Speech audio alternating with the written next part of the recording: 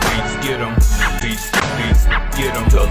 Listen, I got my whole crew standing right beside me. Yeah, we out in the open, so you know we ain't hiding. Probably got some haters standing right beside me, but God got me, He gave me strength, so we riding. Man, we coming with the best, cause it's a sweet one. And we coming at your neck, cause it's a sweet one. And we ain't never giving less, cause it's a sweet one. Cause it's not, hey, listen, man, y'all gotta bring the best, cause it's a sweet one.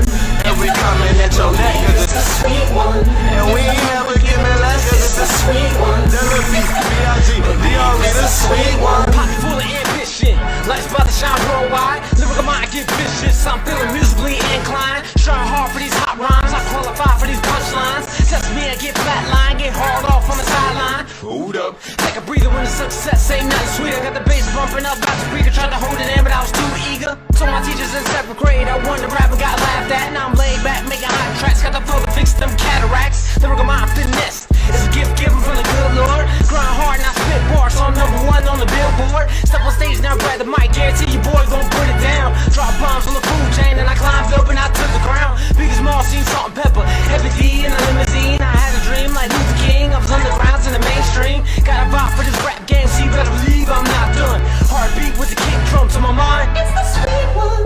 Man, we coming with the best, cause it's the sweet one. And we coming at your neck, cause it's the sweet one. And we ain't never giving less, cause it's the sweet one. Cause it's the, hey, listen, man, y'all gotta bring the best, cause it's the sweet one. And we coming at your neck, cause it's the sweet one. And we ain't never giving less, cause it's the sweet one.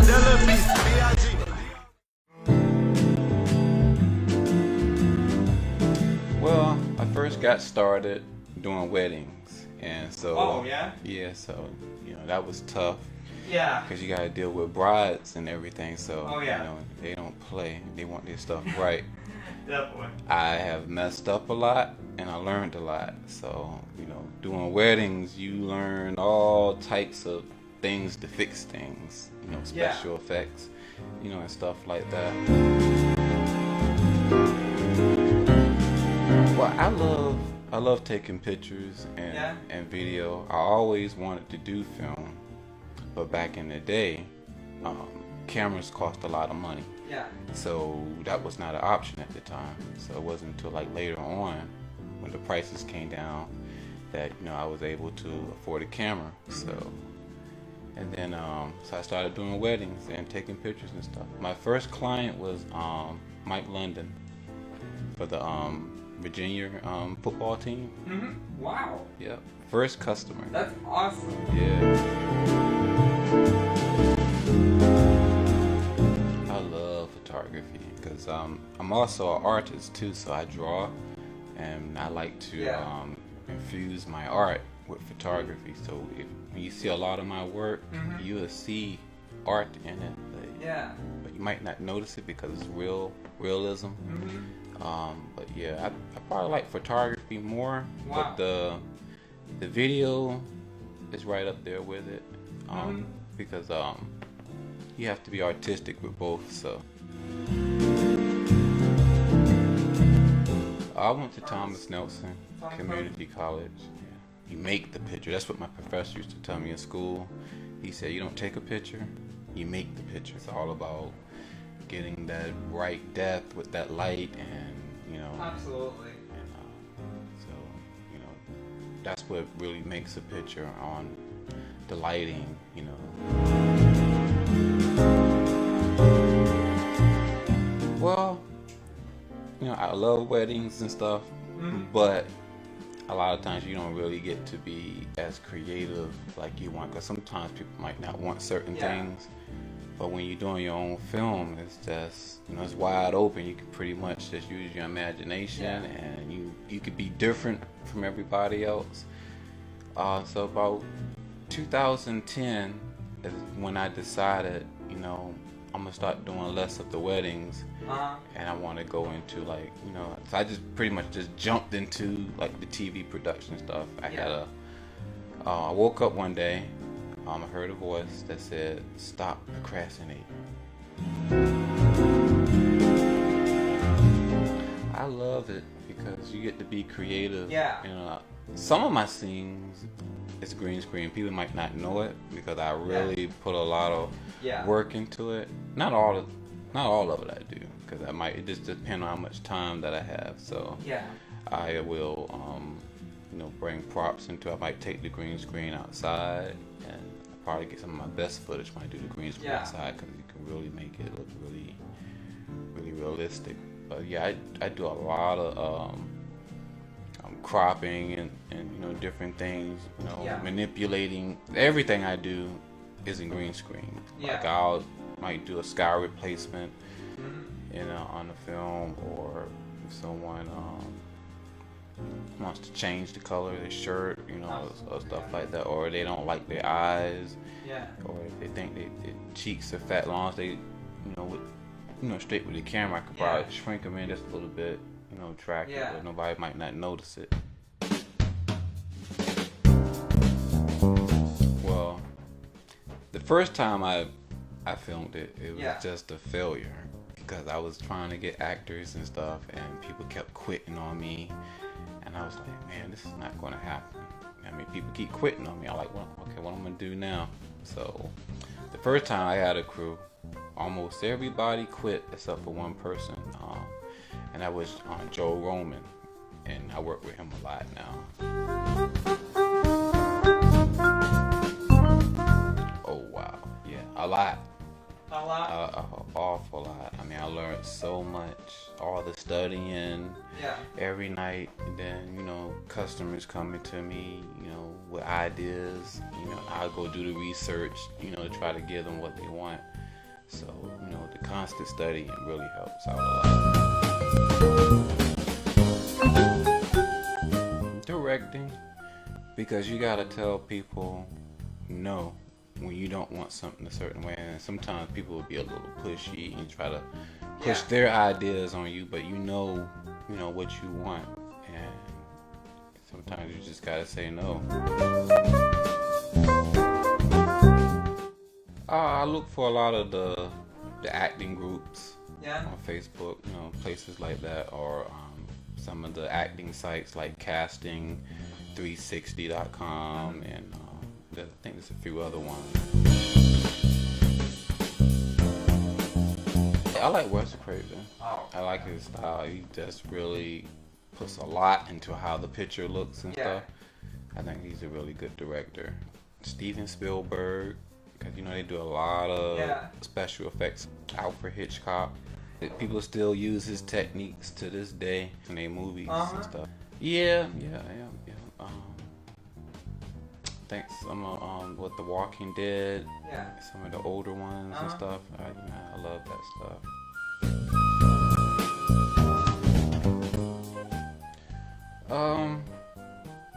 Netflix, it's alright, but I just think it's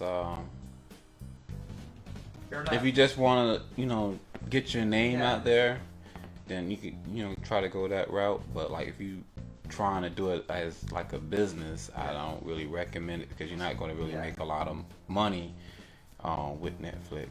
Hulu, I never really tried to approach them, so I don't know too much about how they work. I don't do a whole lot with YouTube. That's something that I'm thinking about doing in the future. I have with the Funnyville show that I used to do. I got a lot of clips up there and stuff, but do more of that.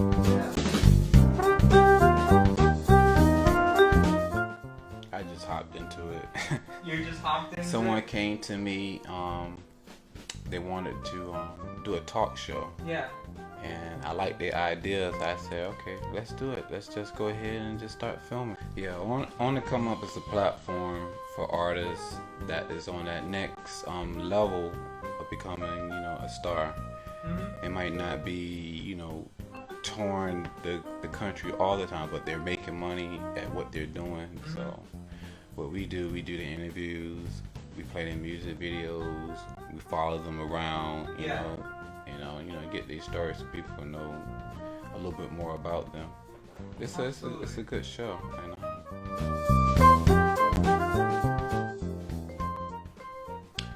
Well, you don't have that control. That's true. anything can happen. We've had all types of shows. Shows where gay pastors, people that had sex changes, and you just never know what someone's going to say. We had shows talking about politics and stuff, and you have the guest on. You don't know what you never met the guest before, so you pretty much don't know what they're going to say.